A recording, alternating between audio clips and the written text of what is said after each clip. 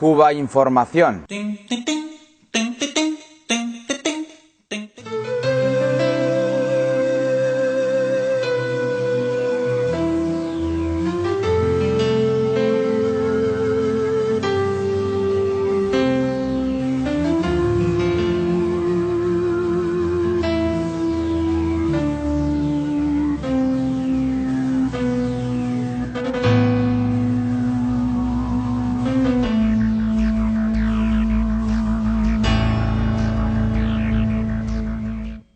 Así fue planteada la misión por el comandante en jefe. Desde el punto de vista organizativo y desde el punto de vista de algunos aseguramientos, Cabinda tenía vinculación con la misión en Luanda o en el resto de Angola, que el comandante Argüelles, Díaz Argüelles, era el jefe de esta misión. Pero desde el punto de vista de la misión de defender Cabinda e impedir a toda costa que Cabinda cayera en manos del enemigo, respondíamos nosotros personalmente y recibiendo indicaciones directas del comandante.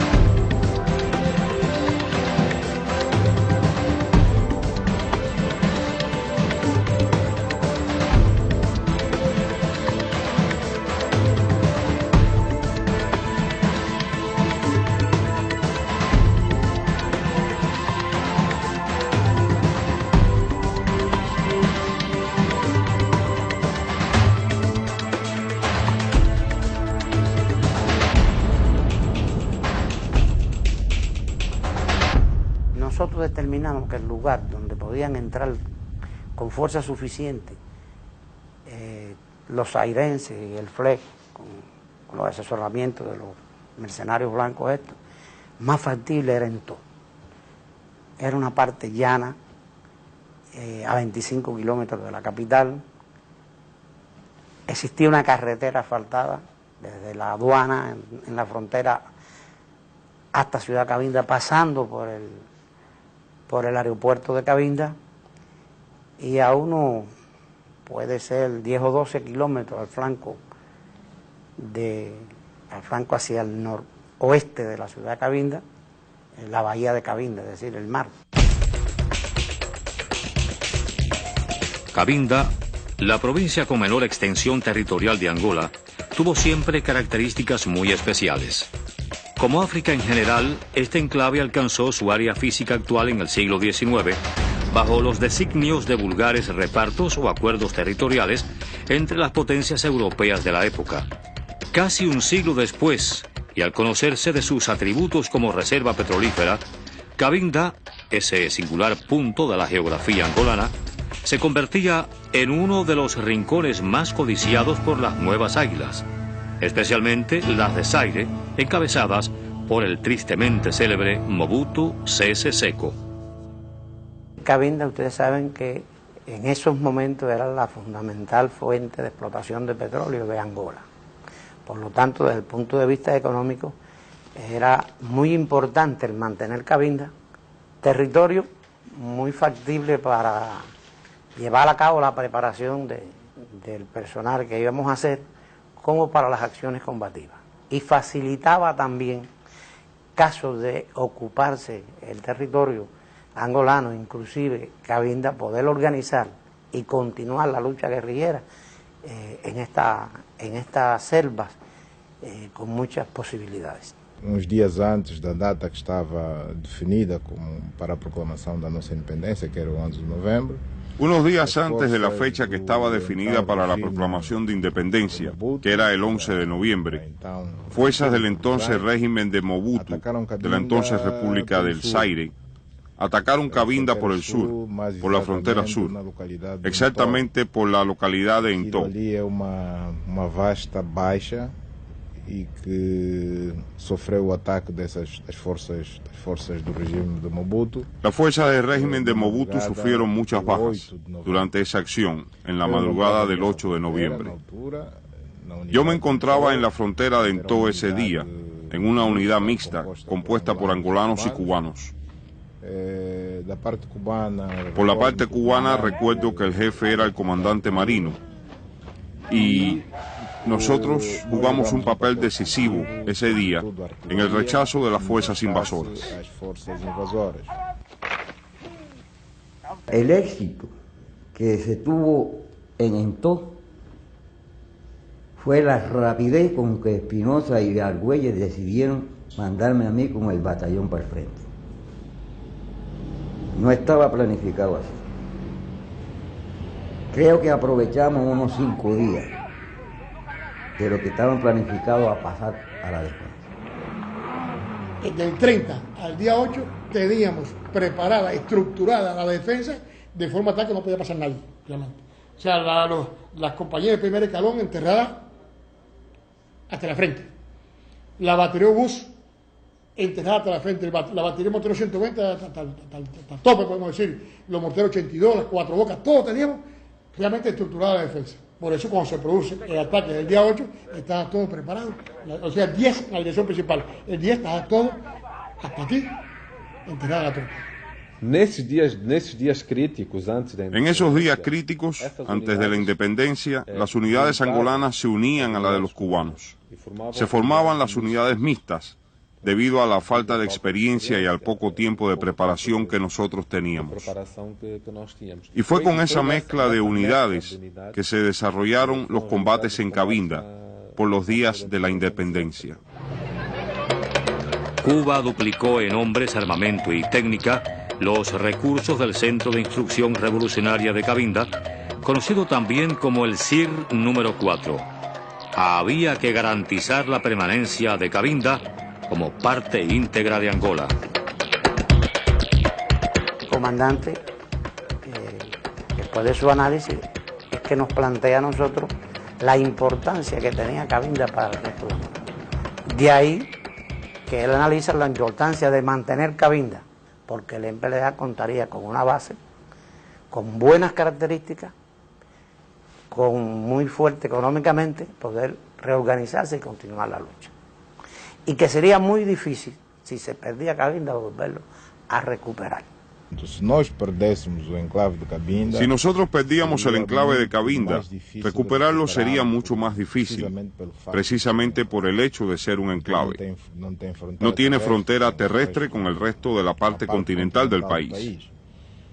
Era necesario defenderlo de forma especial.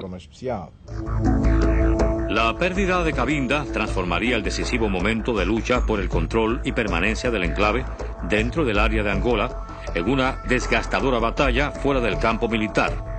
Por sus características e intencionalidad de los agresores, estaban creadas las condiciones para ocupar la referida provincia angolana y declararla ante el mundo como Estado independiente. Era de esperar entonces el reconocimiento externo de países títeres de la época y el de grandes potencias que por detrás movían sus intereses. Por eso es que él decide que hacia el CIR de Cabinda vaya prácticamente más de un tercio de las fuerzas que fueron para toda Angola. Y llevar hacia Cabinda algún armamento, como por ejemplo eran los obuses 122 milímetros, que no fueron para ninguno de los CIR del resto de Angola. Y el resto de los medios artilleros y armamentos que fueron para los diferentes siglos, en Cabinda fueron duplicados siempre. Los combates en Cabinda exigieron de un riguroso sincronismo y aprovechamiento máximo del factor tiempo. Al igual que al norte de Luanda, las acciones se desarrollaban en serie. El 8 de noviembre comienzan los combates en la localidad de Subantando, en un sector al sureste del enclave, exactamente entre los puntos fronterizos de Chimbuande y Chingundo. El día 8 yo parto con mi batallón por la noche hacia la zona de los combates y el día 9 por la mañana entramos nosotros en combate en la dirección Chingundo. Allí había un grupo de FAPLA y algunos cubanos que habían detenido al enemigo en la parte, en la orilla del río. Ellos estaban en una orilla y la tropa nuestra estaba en en la otra orilla.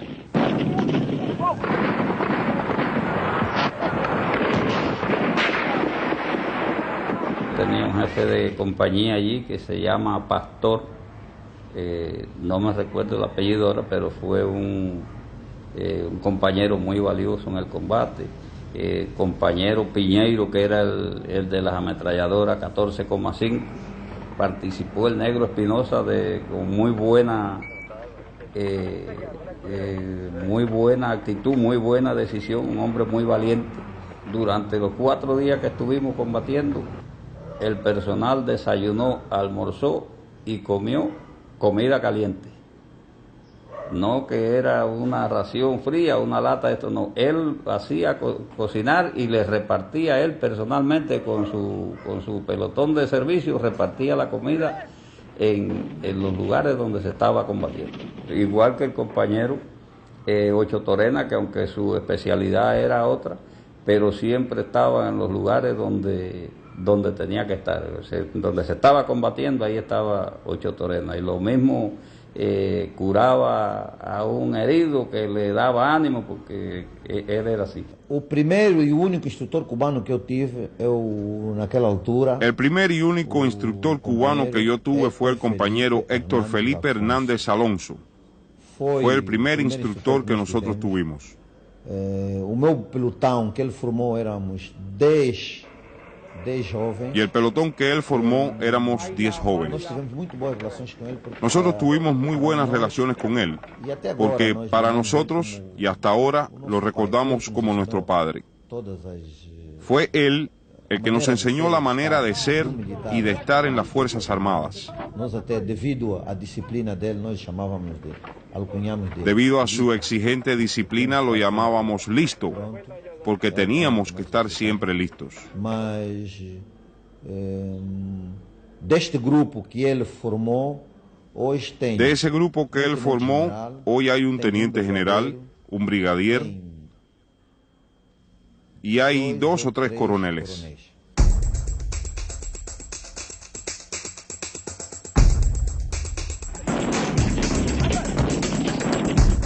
Yo soy el que voy al frente de las fuerzas estas que pasan para el sur de la capital, es decir, entre la ciudad de Cabinda y la frontera con Zaire del todo. Yo voy al frente, y a ese batallón yo es el primero que empezamos a preparar. Y eran cabindianos todos, era natural de Cabinda, por eso empecé a prepararlos primero.